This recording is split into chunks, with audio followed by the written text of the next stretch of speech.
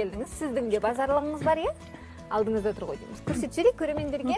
Бұл әйгілі біздер бала кезде киносын көрген, ертегісін айтып берген Пеппи Ұзыншылық деген әйгілі туындының қазақшаланған нұсқасын алып келіп отырсыз. Фолиант баспасы аударған ғой деймін, иә? Өзіңіз айтып берсеңіз.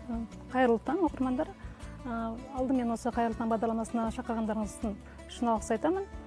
Енді жалпы айтылып жатқандай, президент Қасым-Жомарт Тоқаев тәуелсіздік бәрінен қымбат мақаласында айтып өтті. Әлемдік әдебиеттің озық туындыларын оқыту, жаңа балалардың кітап оқуын дамыту жылы болып жарияланған белгілі. Осыған орай биылғы жыл, осыған орай біздер швед жазушысы танымал Астрид Лингреннің Ұзыншылық Пеппи кітаптарын қазақ тіліне аудардық. Түпнұсқа ағылшын тілінен аудардық. Түпнұсқа негізі швед тіліне аударғымыз келген.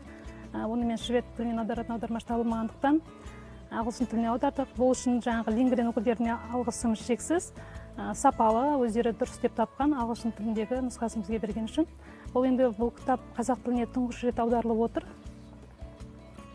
Жалпы Лингрен автор бұл шығарманы жазуды Карин атты қызы ауырып қалған кезде соны көңілін аулау мақсатында әңгімелер айтып, күн сайын кешкілікте содан өзі төсек тартып жатып қалған кезде соны кітап жазып шығарған.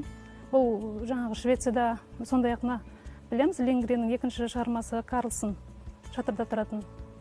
Швецияда Ұзыншылық Пеппи кітабы Карлсоннан әлдеқайда танымал. Жалпы осы Астрид Лингрен шығармасы ең көп аударылатын авторлардың қатарында, 20 автордың қатарында тұр. Жаңа Федор Достоевскиймен, сондай-ақ ертегі патшасы Ганс Христиан Андерсенмен қатар аталады есімі. Бұл кісі жаңа қоғамдық пікір көшбасшысы, сондай-ақ жаңа балалар жазушысымен қатар.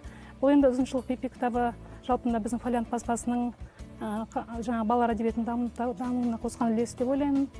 Кезекті бір. Оқуға кеңес беретін туынды, енді білмей жатқан көрермен болса, Астрид Лингреннің Карлсоны болсын, осы Пеппи Ұзыншылығы болсын. Балалардың басында көп кездесетін проблема жалғызсырау, ата-ананың назарына тоймай қалған балалардың әсіресе жалғызсырап, сосын өзінің фантазиясындағы кейіпкермен қызықты шытырман оқиғаларға батып кетуі. Міне осы өзекті мәселені кәдімгі түсіне отырып жаңа туынды шығарған жазушы біздің балалар әдебиетін қолға алып жүрген қаламгерлерімізге алтын сырға. Қазіргі таңда балалардың YouTube деген керемет досы бар ғой. Тырнақшаның ішінде әрине досы дейміз. Ата-аналарға да өте ыңғайлы болып кетті. Әрине дәл осы сәтте мүмкін жақсы шығар, бірақтан баланың руханияты үшін ол соншалықты үлкен мүмкіндік деп айтпас едік.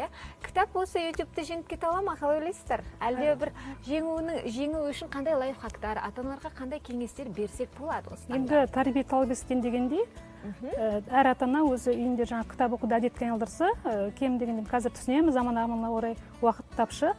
Бірақ дегенмен күніне бір жарты сағат кітап оқу, ата-ана өзі алдымен кітап оқуды бастаса, соны көріп өскен бала кітап оқуға дағдыланады деп ойлаймын. Мен өзімнің әкем кітап қолынан түспейтін.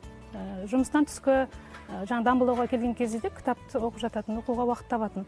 Сондықтан жаңа сіз айтқандай, мен де жаңа 5-ші класстан бір 9-ші классқа дейін десем болады, барлық жаңа қазақ классикасын оқып бітіріп тастағанбыз. Сондықтан бұл өте үлкен әсері бар деп ойлаймын. Жалпы енді қазіргі гаджет заманында енді бұл ең басты тәрбие жаңа ата-анадан басталады. Меніңше, мен сенемін алдағы уақытта кітап оқу сәнге айналатынына.